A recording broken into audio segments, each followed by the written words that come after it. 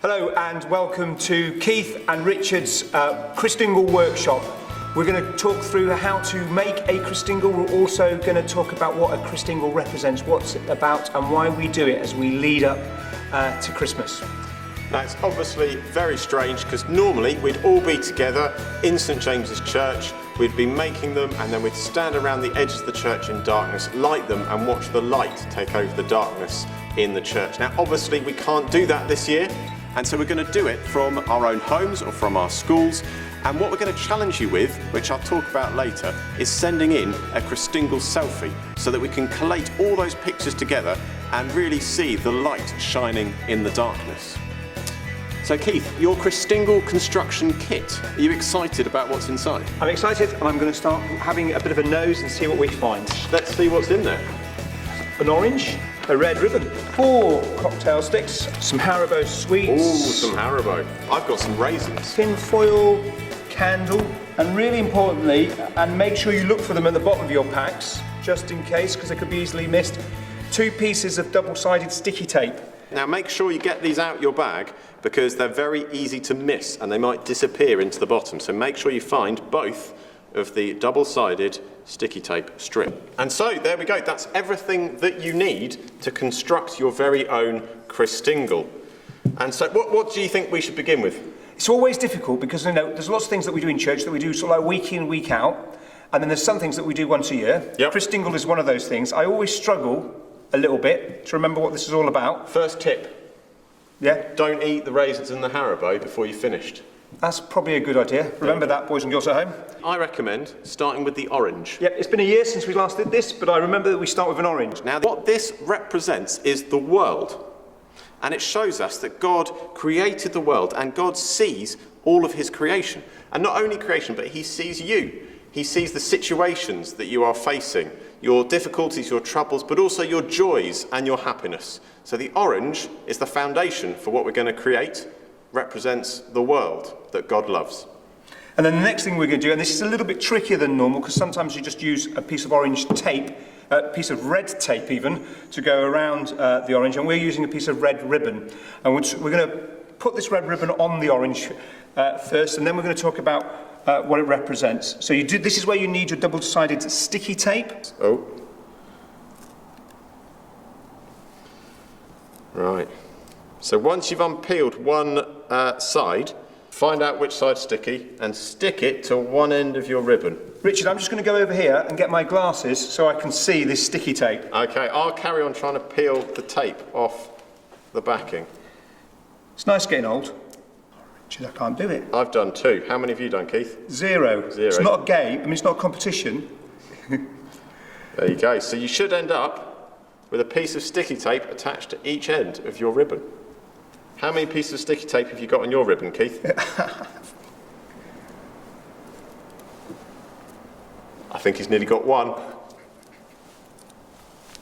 It's stuck to my finger. So you first of all peel back the bit with the writing on, don't you? You do need to attach until it looks like this. At this point, I'd have got somebody else to do this. I'd have got Anna to do it. Do you want to have a go for me, Richard? Because I'm really... It's your Christingle construction kit. You will get there in the end.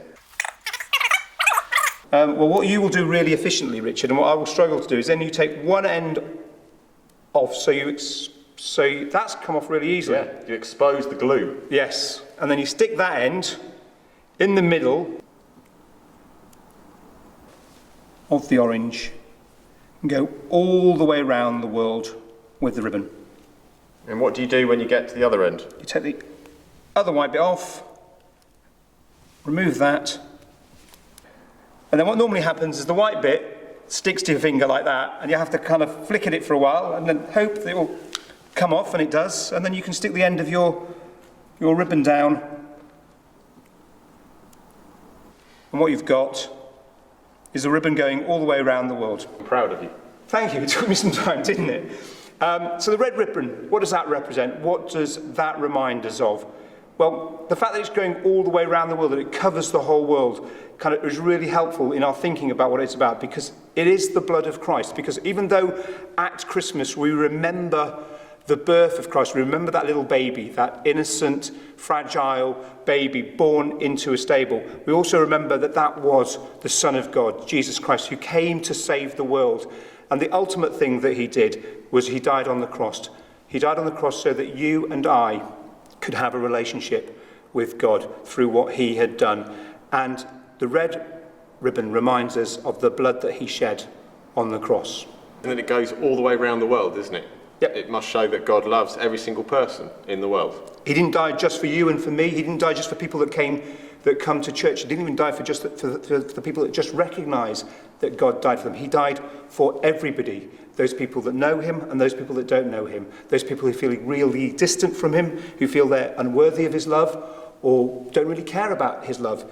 He still died for them. His love for them is that great, that's significant, that it goes around each and every one of us and around the world. Doesn't run out, goes all the way around. Absolutely. Fantastic. And we come on to the first sharp implement, which is the cocktail sticks. So be careful. Now, we've got 4. Now, what groups of 4 things can we think of that these could represent? Wheels on a car. Wheels, it could be wheels on a car. It's not, but it could be. It's actually representing the 4 seasons. And what we do is we put each cocktail stick at an angle into the top of the orange, in each of the 4 quarters at the top. Now, as you're doing this, you might want to try and remember what the 4 seasons actually are. Can you remember what they are, Keith? I can, with a bit of help from other people, normally. What's the hot one? The hot one's summer. Excellent. Before the summer, we've got the spring. Flowers and tulips and bulbs. All that kind of stuff. After the summer, we've got autumn, my favourite season. Red leaves. Red leaves and all that jazz. Absolutely beautiful. And then we've got the one that we're approaching, or the one that we're in. What's that one then? Winter. Winter. So we've got spring, summer, autumn, and winter. And what these 4 cocktail sticks represent is that God provides for us throughout the year, in every single season. He is up every single day of the year and through the night, and he provides for all of his creation, and he sustains all of his creation throughout every single year.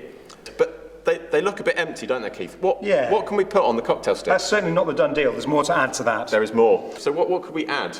Cocktail sausages? We could. Oh, I love a cocktail sausage. Well, it's a cocktail stick. It is a cocktail stick. So why not a cocktail sausage? Cocktail sausage, bit of honey on it. Wouldn't go well with the orange. No. What else have we got that's in your construction kit? Okay. Some sweets. Or if you're feeling a bit healthy, or if you're not enjoying sweets, you can have some raisins. So either one of those 2 things, or both of them, as we're going to do. So empty out your raisins. Got a good pile of sweets and raisins here. I'm excited. Brilliant. So which way are you going to do it? Are you doing the whole raisins on one? I'm going to try and get alternating raisin and sweet on each stick. Brilliant. But you could go all raisins on one stick, all sweets on another. Yep. You could try and fit 1 raisin and 2 sweets. They go on quite well, though. Oh, my orange has fallen over. Favourite Haribo? Favourite Haribo? I like the sour ones. Okay, yeah. Tangtastic ones? Tangtastics. Oh, they are something else. Other sweet manufacturers are available. Indeed. I've got 2 raisins on this one, and a fried egg. I've got, I don't know what that is. Is that a wedding ring? That's a wedding ring, yeah. A wedding ring and Coke. Coca-Cola. Nice cola bottle. Oh, I'm not going to have space for a raisin on this one. No, we'll stick one on the end. There you go. I think we've actually given extras, so potentially you can have a sneaky raisin as you're building. If you do 2 sweets, 2 raisins, you could actually treat yourself to a bit of a sweet. You can have a little snack on the way. I think you've managed to get more on yours. My cocktail sticks kept slipping into the mine. orange. I keep having to pull my cocktail sticks back out. Brilliant. I've got loads of raisins and no sweets left. So the sweets and the raisins, what do they represent? Because this is the thing about Christingle, this is the thing about the orange and the ribbon and the cocktail sticks and the sweets, is they're all there to remind us of something. And it looks great, but it's what they remind us of that is the more important thing. And it's lovely to eat the sweets and the raisins and to light the candle. But what do they... Are you enjoying the cocktails? Are you enjoying your Coca-Cola bottle? I am, very much so. But what do they remind us of? So the sweets and the raisins remind us of all of creation, all the good things that God has created. plants, animals, human beings, everything that's been created, everything that swims in the ocean, that climbs up trees, that lives in jungles, that lives in the mountains, that lives in the deserts, everything that God has created. And it's there to remind us of God's creativity and his love for all that he's created, not just you and I, not just human beings, but the whole of creation, created by God out of his love and sustained by God, kept going by God's love for each one of us and his creation.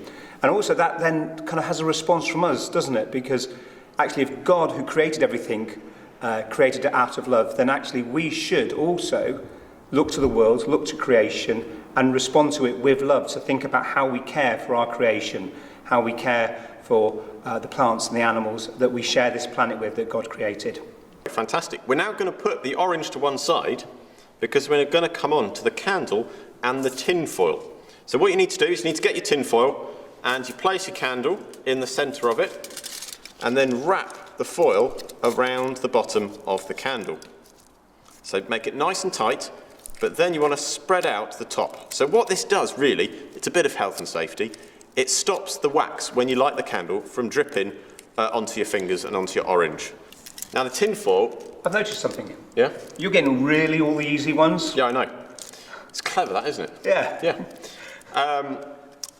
The tin foil is a bit of a tricky one because it's more for health and safety than anything else. But it can represent things as well. So you may want to have a think yourself. What could the foil represent? And I have a suggestion for you. For me, it shows me and reminds me about the fact that God is king of the world. And a king has all power and authority. And that is what God has. He has the power to create the world that he loves. He has the authority to sustain the world.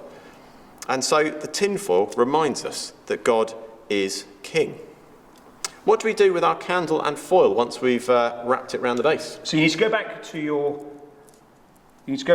orange, and you need to place the candle with the foil on it into the top of the orange. Now you need to get somebody, if you need help with this, just get somebody to help you put an X in the top of the orange with a knife, and then you're easily able to squeeze the candle into the top of the orange. That actually went in easier than I thought it was going to. The orange.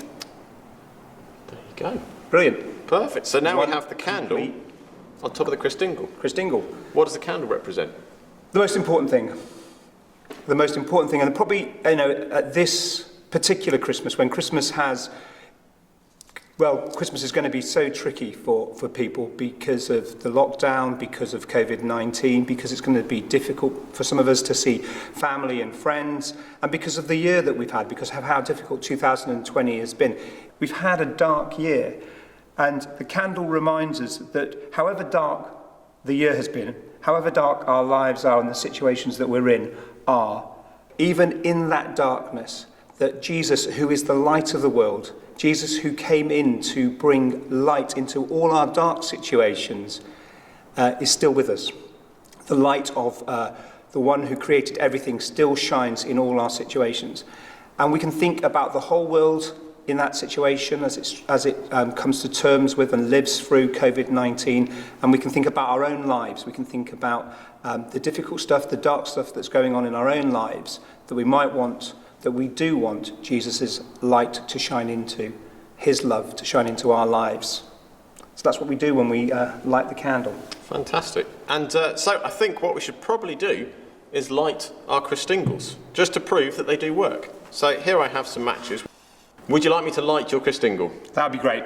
Okay, so if you are a child, get an adult to help you, because we're going to get a match.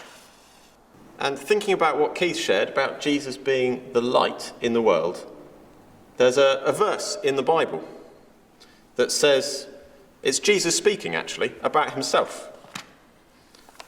And as you hold your Christingle, you may want to just think about this verse. Jesus said, "I am the light of the world. Whoever follows me will never walk in darkness, but will have the light of life." Well, I think we've done pretty well there, Keith, with our Christingles. And what we're going to do is challenge you who have made your own Christingle to safely find somewhere outside perhaps that's dark, maybe your favourite place in your garden or out in Devizes, and light your candle and then take a picture of yourself holding your Christingle and send it to us at viralstjames@gmail.com. And we're going to put all those pictures together, and so we can share the lights that we have created and remind each other about the fact that Jesus is the light in the darkness, that he is the hope in the darkness, and all the things that the Christingle represents for us. Great. And it'd be a great idea, and it'd be lovely to see wonderful to have all your photos together. So do remember to take that selfie and to send us your photo, and it can be just you, it can be you and your family, it can be you and your friends from school that you bubble with. We just love to have all those photos together to share that Christingle time together. And there's some other stuff that's happening over Christmas as well, not just this Christingle construction workshop. What other things are going on? Well, I'd love to be able to say and remember all the dates of all the things that are going on, but I'm not going to be able to. But at the end of this service, what we will do is we will list all the things that are going on. The wonderful thing is, we'll be doing them at St James, but mostly we'll be doing them online. So you can log into Zoom or YouTube and see the different things that we're doing. So if you have been to our crib service in years past and you've loved it and you've enjoyed it and you think, oh, what am I going to do for crib service on Christmas Eve this year round? Well, we're still doing it. We're still doing it at exactly the same time at 4 p.m. But it's all going to be online, and you can find out more details from the flyer that will come after this, and it will be just as much fun, if not more fun, and there'll be more people involved. So we're looking forward to sharing all those different things that we're doing over Christmas with you. You did very well there, Richard. Thank you for leading me through how to do a Christingle. I think it went better than I was expecting. As our first workshop, we did all right. We did all right. Well done. Well done, Keith. Thank you for joining us.